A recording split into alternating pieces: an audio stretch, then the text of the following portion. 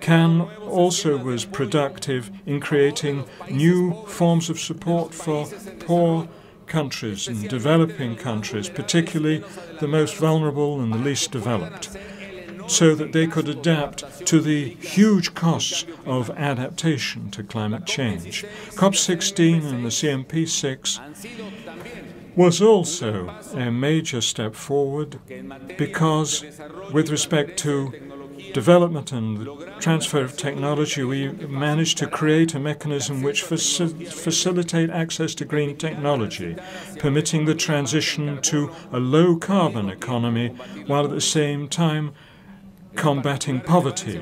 Is noteworthy, particularly noteworthy. There was agreement on the creation of centers for research and technology in developing countries.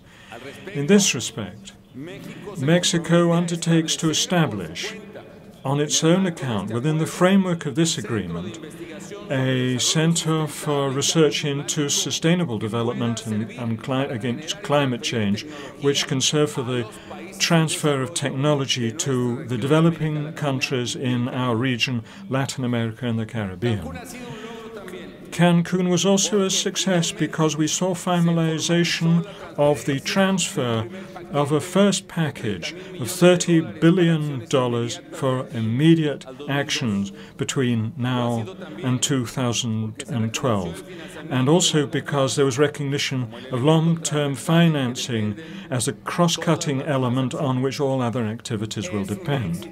It is a success furthermore because there was agreement on the establishment of the Climate Fund, the Green Fund, and there was formalization of the undertaking to mobilize $100 billion a year beginning in 2020 for mitigation and adaptation in developing countries.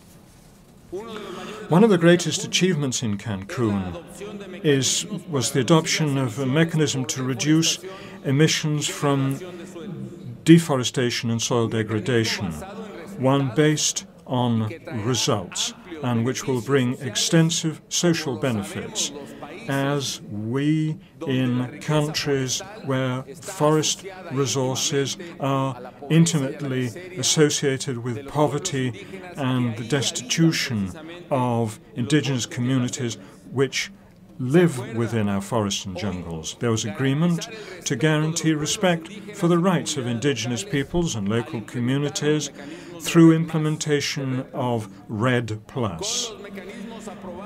With these mechanisms, and this is basic, finally, economic resources will be available for those forest communities, those indigenous communities, to preserve their forests and jungles, and not merely to offer them speeches, as has so often occurred in the past. Undoubtedly, this is one of the greatest achievements of these conferences for the fight against climate change and as far as poor nations are concerned.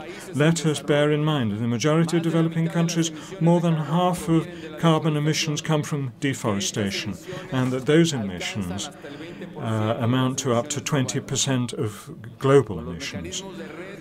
With the inclusion of the REDD+ machinery today, we're taking an extremely important step in the fight against climate change on the front of the fight against poverty. For its part, CMP6 renewed the mandate of the Working Group on the Kyoto Protocol.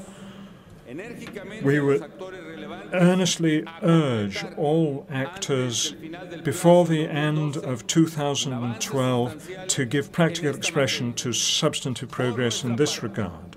For our part, in line with the mandate entrusted to Mexico with the presidency of the conferences, we will be attentive to and persistent in seeking to ensure that nations which hold the power to determine the future of the Kyoto Protocol will do so, and do so in a responsible manner.